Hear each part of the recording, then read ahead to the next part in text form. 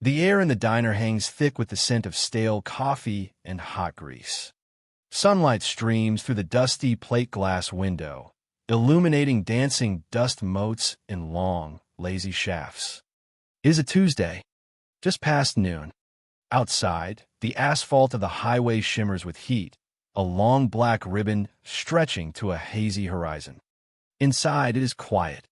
The clink of a fork against a ceramic plate. The low hum of the ancient refrigerator. The tired sigh of the waitress, a woman named Carol with a name tag pinned crookedly to her faded pink uniform. Then, there are the men in the corner booth. They are the reason for the quiet. 4 of them. Large men, built from slabs of muscle and weathered by miles of open road.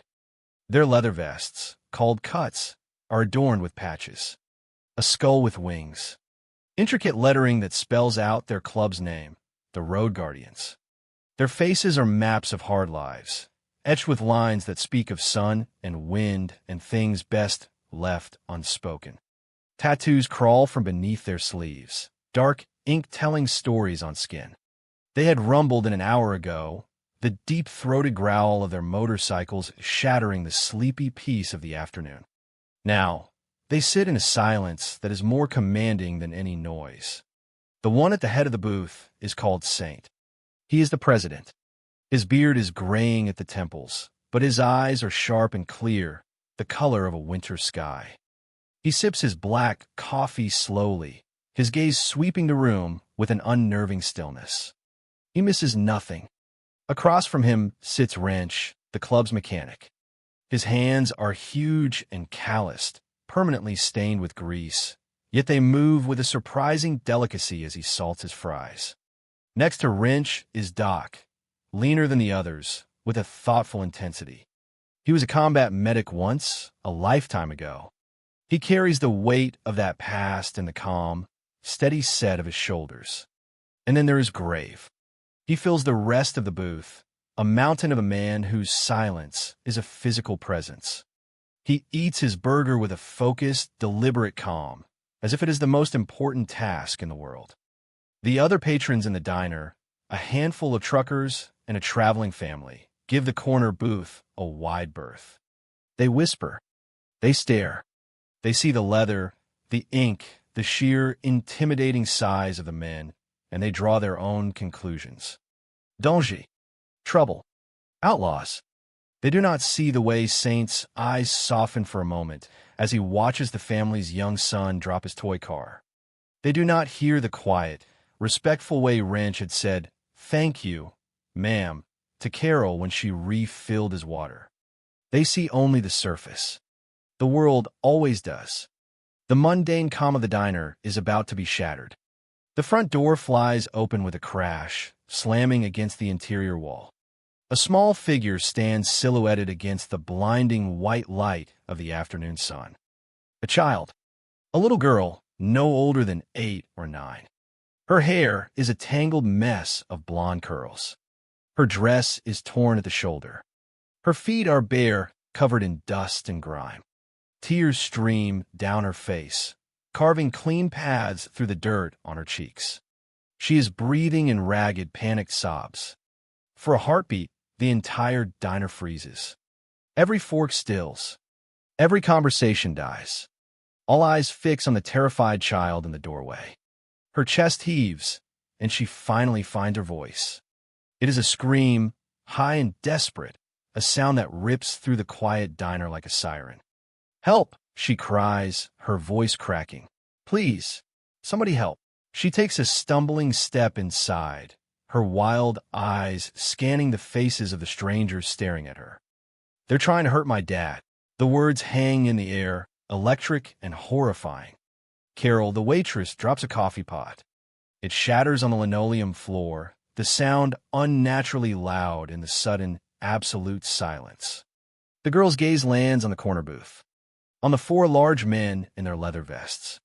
Fear wars with desperation on her small face. But the men do not move. They simply watch her.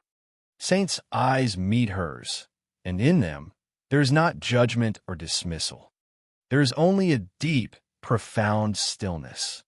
An assessment. Before anyone can react, Two figures appear in the doorway behind the girl. Men. One is a large, brutish man with a thick neck and a mean set to his mouth. The other is the complete opposite. He is dressed in an expensive, tailored suit, his hair perfectly coiffed, his face smooth and handsome. He exudes an aura of wealth and authority. He smiles, a placid, reassuring expression that does not reach his cold, calculating eyes. "There you are, Lily," the suited man says, his voice a smooth, polished baritone.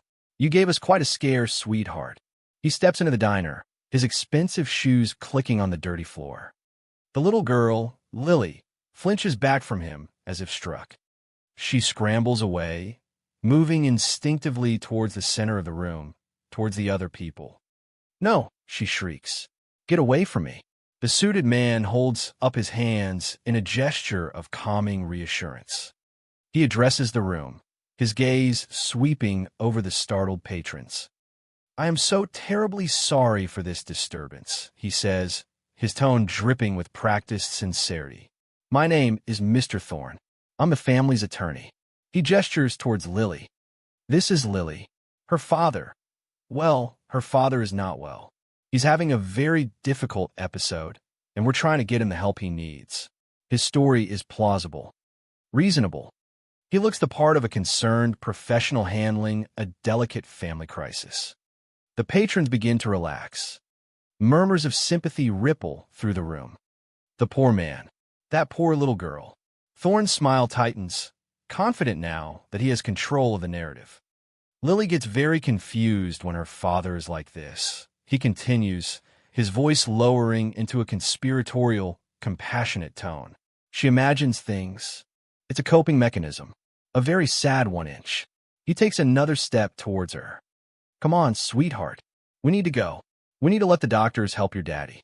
Lily shakes her head violently, backing away until she bumps into a table. "You're lying," she sobs. "You locked him in the barn. You said you were taking him to jail." Thorne sighs, a theatrical display of weary patience. "You see," he says to the room, as if sharing a burden. "It's the confusion I was telling you about. It breaks my heart." He looks at his brutish companion. "Frank, please just get her. Let's not make any more of a scene." The man named Frank starts to move forward. And that is when Saint stands up. He does not rise quickly. He unfolds from the booth with a deliberate, unhurried grace that is far more intimidating than any sudden movement. He is taller than anyone expected. Wider. He does not say a word. He simply moves to stand between the advancing man and the terrified little girl. A wall of black leather and quiet resolve. Frank stops dead in his tracks. He looks from Saint to Thorne, a flicker of uncertainty in his dull eyes. Thorne's polished smile falters for the first time. A flash of irritation crosses his face. "Excuse me," he says, his voice losing some of its warmth. "This is a private family matter." Saint does not look at him.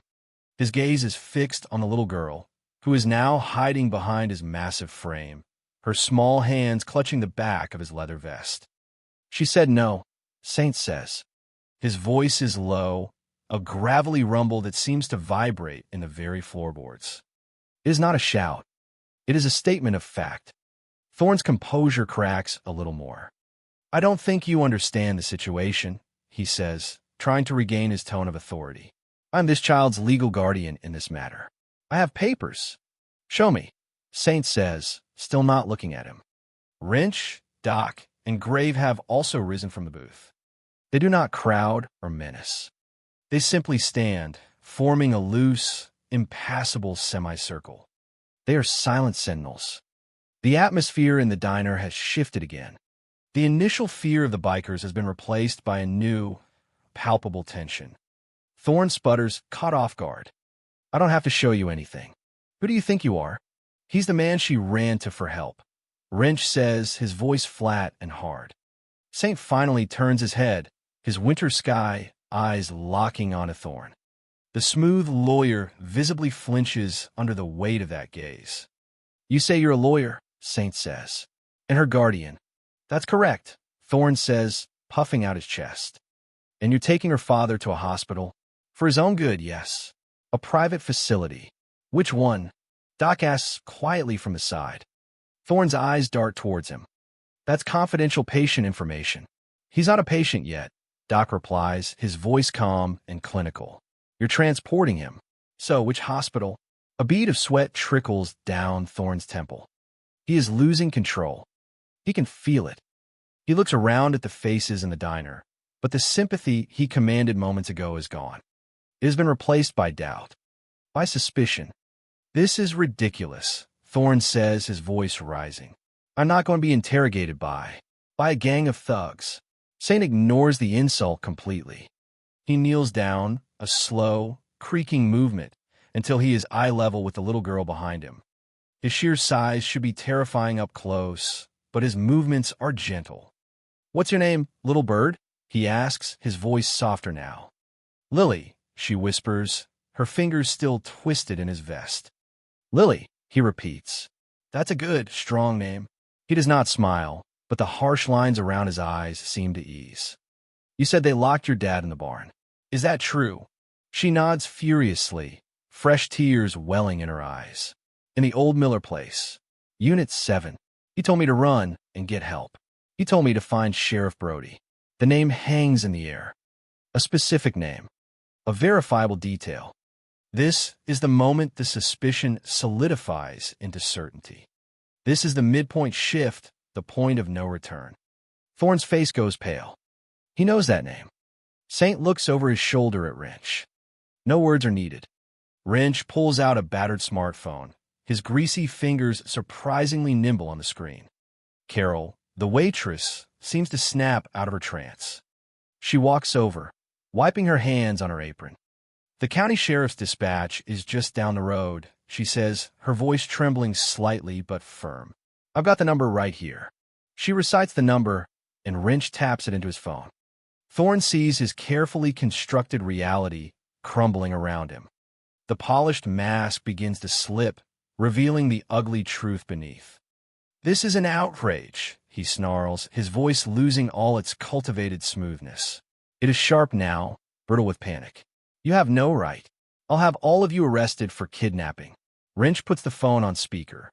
A calm, professional voice answers. Sheriff's Department, dispatch. Yeah, Wrench says. We're at the Route 4 diner. We've got a little girl here, says her dad is locked in a barn at the old Miller place, Unit 7. She says Sheriff Brody knows him. There's a pause on the other end of the line. Then, the dispatcher's voice comes back, laced with a new urgency. Did you say the Miller place? Unit 7? Is the girl's name Lily? That's right, Wrench confirms. Sheriff Brody has been trying to reach her father all morning. We're sending a unit right now. Keep the girl safe. Do not let anyone take her. The line clicks off. The silence that follows is absolute. It is the silence of exposure, of a lie being utterly and completely dismantled in public. Thorne's face is a mask of fury and trapped desperation. The facade is gone, completely gone. Now, only the predator remains. You fools, he hisses, his voice low and venomous. You have no idea what you've just done. You have no idea who I am. We know exactly who you are, Saint says, rising back to his full height. He gently moves Lily behind him, shielding her completely. You're the man who scares little girls. It is a simple statement, but it lands with the force of physical blow. Thorne's face twists in a snarl of pure hatred. He makes his final, desperate move. He lunges not at Saint, but around him, trying to grab Lily. It is a foolish, panicked act. He never even gets close. Grave, the silent mountain of a man, moves with a speed that belies his size. One massive hand shoots out and clamps down on Thorne's shoulder. Thorne cries out in pain as Grave's fingers dig into muscle and bone. At the same time, the other man, Frank, decides to be a hero. He pulls a small, concealable pistol from the back of his waistband. The metallic click of the safety being released is loud in the tense room. But Doc is already moving.